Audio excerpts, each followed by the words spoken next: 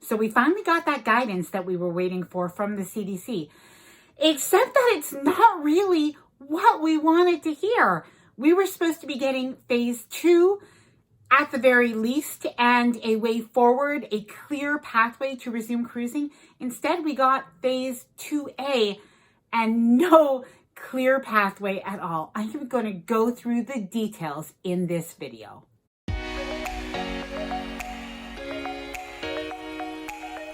Hi there. If you're new here, my name is Ilana from the website lifewellcruised.com. Welcome back to my channel.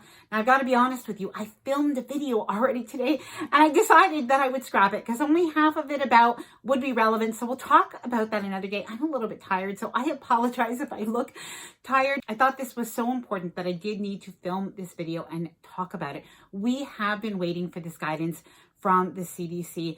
And honestly, I was really surprised because based on a lot of the other information and changes in the guidance that the CDC has given for other areas of travel, it's a little bit shocking to see that the CDC continues to regulate the cruise industry the way they are. And I'm not saying that regulating is bad in terms of keeping passengers and crew safe. I think that it is. But what they have in this phase, well, I'm going to explain to you. So what they have in this phase, which is now 2A, there are 4 phases. We've passed phase 1, which was basically getting the crew on board, having everybody safely on the cruise ship. That was basically it. And in the United States waters. So phase 2A now is an addition, and basically it addresses a lot of things that have to do with the vaccine. So some of the things that they say is basically that they do encourage people to get the vaccine, and that includes people that are port personnel, but that also could include crew, and it also includes potentially passengers.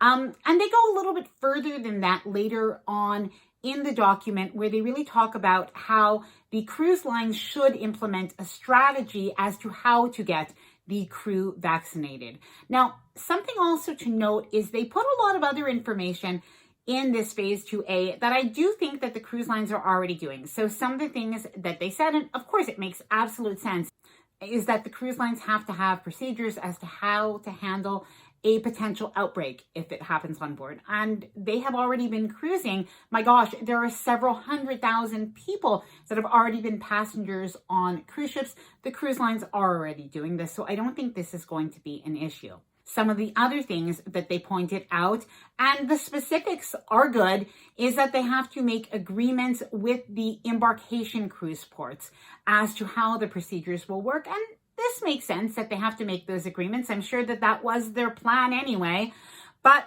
it does make sense. But there are some of the other things in this that are a little bit worrisome as to how it could actually work for cruise lines. So I'm going to get into that in just a minute.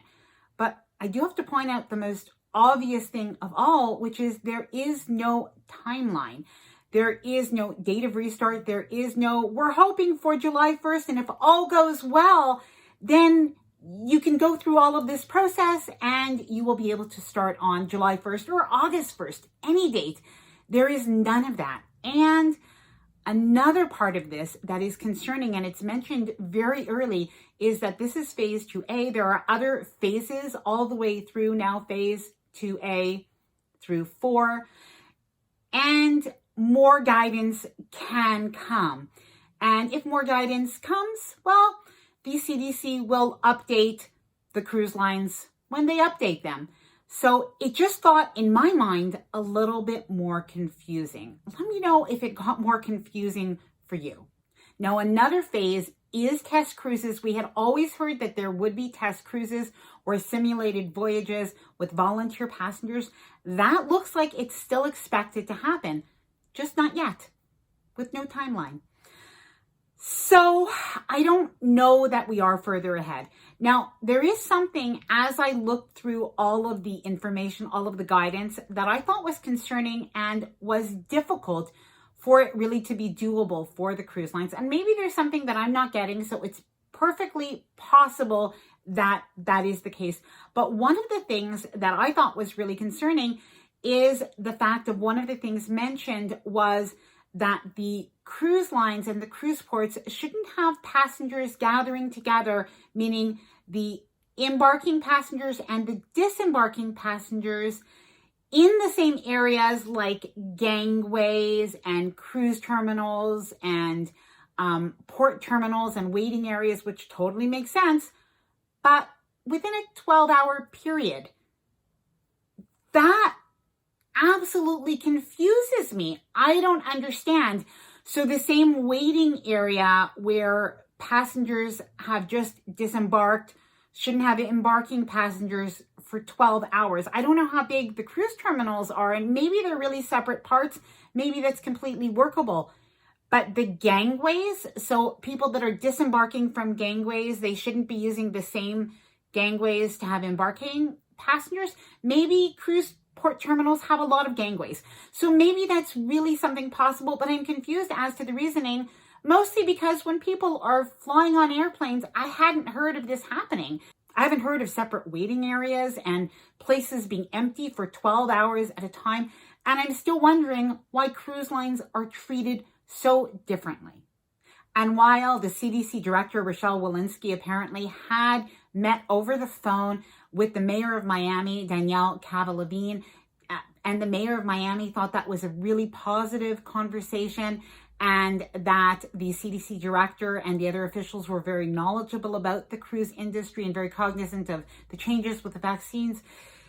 This phase 2A just doesn't indicate that to me, because it seems like it's really, really hard and just not that workable for the cruise lines or even for cruise passengers. How do you make plans like that?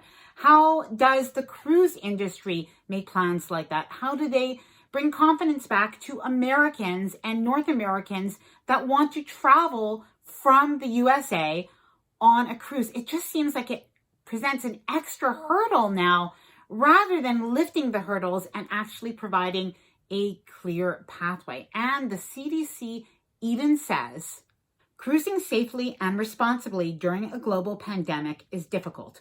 While cruising will always pose some risk of COVID-19 transmission, following the phases of the Conditional Sailing Order will ensure cruise ship passenger operations are conducted in a way that protects crew members, passengers, and port personnel, particularly with emerging COVID-19 variants of concern.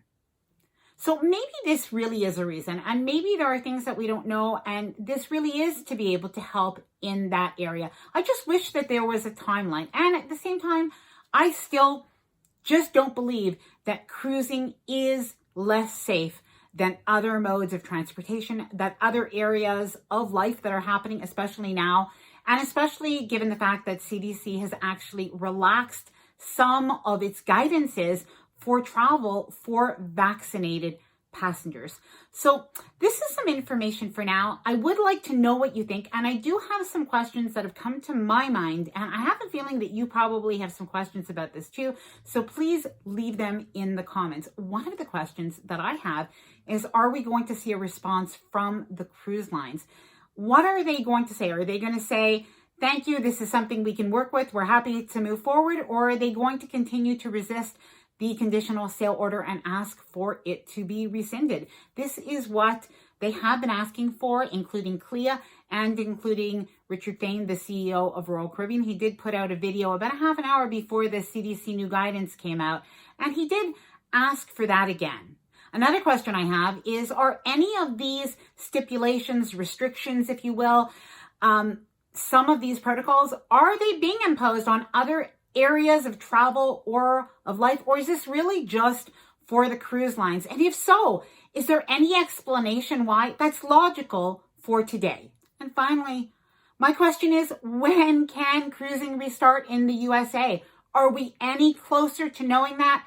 I just don't feel like it now. And I hate to be negative, because I'm not negative about the cruise industry. I'm very positive about the cruise industry. That was actually the subject of my video, and I had quite a few points, and I will still do that video, but I'm going to rework it a little bit. But definitely there are some amazing things happening, just unfortunately not in the United States. So I do want to know what you think. Thank you for sticking with me through this video that was not exactly planned. I appreciate it. If you did like it, if you found it helpful, informative in any way, please do give it a thumbs up. I really do appreciate it. And subscribe to the channel if you haven't done so already. We have cruise tips, cruise news every single week. Thanks for watching. Bye for now. Happy future cruising.